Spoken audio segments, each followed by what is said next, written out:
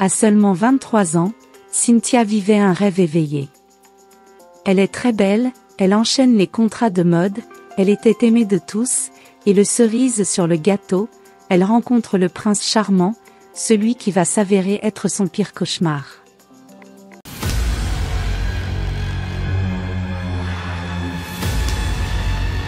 Bonjour tout le monde et bienvenue sur ma chaîne, j'espère que vous allez bien. Aujourd'hui, on va aborder l'affaire de Cynthia, l'horrible meurtre qui relie deux pays, la République démocratique de Congo et l'Inde. Mais avant de commencer, n'oubliez pas de vous abonner et nous laisser un petit pouce bleu, afin de nous encourager. Plongeons-nous dans cette triste affaire. Cynthia Vechel Kadima est née le 21 décembre 1985 en République démocratique de Congo-Kinshasa. Sa naissance était très attendue, car elle devenait le premier bébé du clan Vechel Kadima, et en même temps l'aîné de toutes les neveux et nièces de la famille, c'est pourquoi son oncle lui avait donné le nom du première dame. Cynthia était dotée d'une beauté divine, depuis toute petite, elle était passionnée par le mannequinat, et le monde de la mode. Entre 2005 et 2008, Cynthia se voit offrir des contrats de publicité, et de modeling, notamment par les produits Germol, et la boutique Lina, au Grand Hôtel de Kinshasa. Entre-temps, Cynthia était aussi danseuse dans un club connu à Kinshasa qui s'appelle Malibu. C'est dans ce même laps de temps, qu'elle va faire la rencontre de Rupesh. Rupesh Kumar Mohani est homme d'affaires de 36 ans, originaire de l'Inde. Il a quitté son pays natal pour Kinshasa, là où il va travailler dans un grand magasin avec ses frères. Très vite ses efforts vont donner fruit, il arrive à se faire fortune, et devient un homme très respecté dans les deux pays. Rupesh est surtout connu pour son assiduité à fréquenter le monde de la nuit, et les prostituées quinoises, que beaucoup d'entre elles, préféraient les étrangers en pensant qu'ils paieraient mieux avec la misère qui frappe le pays. Cependant, on n'a trouvé aucun article qui dise que Cynthia se prostituait, donc elle était juste danseuse. C'est en 2006 que Rupesh rencontre Cynthia, durant une soirée dans le club Malibu. Il lui fait la cour, c'était le coup de foudre. Ne pouvant pas résister à la beauté remarquable, et aux allures top modèles de Cynthia, il lui offre des voitures de luxe achetées cash, afin d'avoir le cœur de sa belle pour toujours. Ils se marient en 2008, et vont vivre les 4 premières années de leur mariage à Kinshasa. De leur union va naître leur fille, nommée Sanya. Malgré leur bonheur trouvé à Kinshasa, le couple décide début 2012 de quitter le Congo.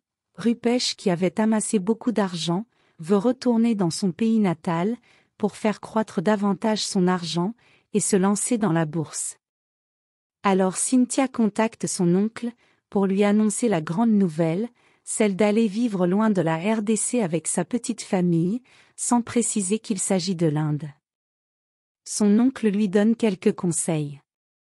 Malheureusement, sans savoir que c'est la dernière fois qu'il entend la voix de Cynthia, puisqu'après cette conversation, ils échangeront juste quelques fois via Facebook, Messenger, jusqu'en 2015. La petite famille aménage à Hyderabad, une ville indienne, dans une très belle maison. Rupesh devient trader, et la vie leur sourit en pleines dents. Malheureusement, tout n'est pas tout rose, Cynthia semble s'ennuyer, et a du mal à s'habituer de ce mode de vie, où elle ne travaille pas, elle n'a pas d'amis, elle ne connaît personne. Sa vie se résume entre les 4 murs, ses trajets pour aller déposer ou récupérer sa fille à l'école, et les réseaux sociaux, sur lesquels elle garde contact avec sa famille, et ses amis de Kinshasa. Entre-temps, l'ambiance à la maison commence à se détériorer, avec les petites disputes.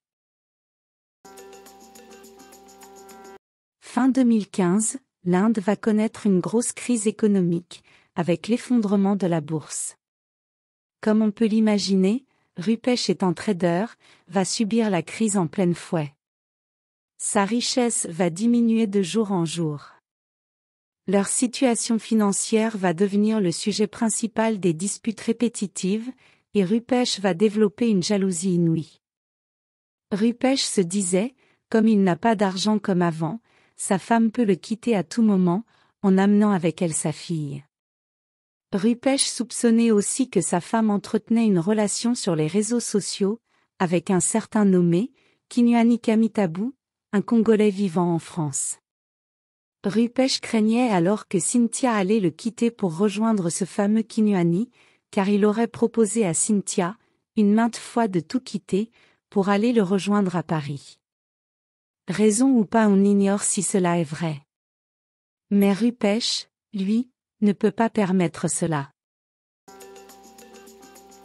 Lundi 4 juillet 2016, à 3 heures du matin, une énième dispute éclate dans la maison. Cynthia veut divorcer, et les craintes de Rupesh semblent se confirmer. L'homme n'a pas supporté les propos de sa femme, qui lui a parlé de son intention de demander le divorce, et de retourner au Congo avec l'enfant, car elle n'en pouvait plus des querelles interminables qui régnaient dans leur couple. Les tensions montent, Rupesh donne une gifle à Cynthia, en même temps Cynthia, qui ne semble pas se laisser faire, pousse fortement Rupesh, il se cogne la tête, et saigne. Fou de rage, Rupesh attrape Cynthia avec toutes ses forces, l'étrangle. Cynthia essaie de se débattre, mais en vain, elle rend son dernier souffle sous les griffes de son mari. Prise de panique, Rupesh planifie un plan macabre pour faire disparaître le corps de sa femme. C'est à ce moment qu'il décide de couper sa femme en 9 morceaux, dans le baignoire de leur salle de bain, avec un couteau, une hache, et un marteau. Le lendemain matin à 8 heures, Rupesh amène sa fille à l'école, en lui précisant que sa maman est sortie très tôt le matin, pour aller faire les courses. À 15 heures, c'est la sortie de sa fille à l'école, et Rupesh ne sait toujours pas quoi faire des restes de sa femme. C'est alors qu'il décide de charger une grosse valise contenant les restes de sa femme dans le capot de sa voiture. Après avoir récupéré sa fille, Rupesh conduit vers un endroit isolé de la ville, et allume le feu sur les morceaux du cadavre, et pendant ce temps, sa fille l'attendait patiemment dans la voiture, sans savoir que son père était en train de se débarrasser des restes de sa mère. En sortant pour prendre la route principale, sa voiture est bloquée par la boue. On peut dire que ce jour-là, le destin était peut-être du côté de Cynthia. Les gens du coin viennent l'aider, mais ils remarquent que l'homme respire bizarrement, sa voiture est pleine de taches de sang, et il tient des propos incohérents. Il lui demande pourquoi la fumée monte derrière lui, l'interroge sur ce qu'il vient de brûler. Mais comme il panique trop, ils le saisissent, et le forcent à retourner à l'endroit où se trouve la fumée.